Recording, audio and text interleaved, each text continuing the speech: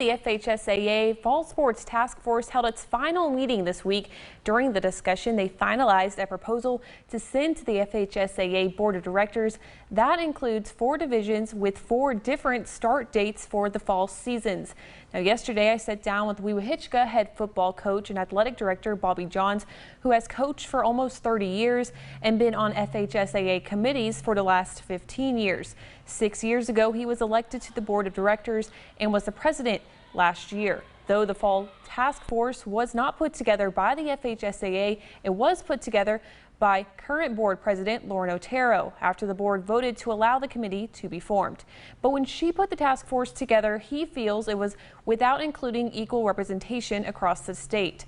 Johns requested to be on the committee to give more representation to the area, but he was denied. The one representative for the region is Blountstown head football coach and AD Bo Johnson. Johns said he is doing a great job, but he has a lot of people and teams to represent.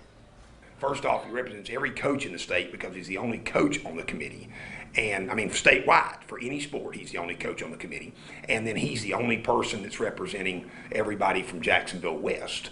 There's 20 people on the committee. Everyone else is from Jacksonville South. So, you know, it doesn't take a rocket scientist to realize that's not equal. I'm not saying that anything would have changed as far as the outcome of what the committee decided and didn't decide, but I just felt like it wasn't, it wasn't equitable.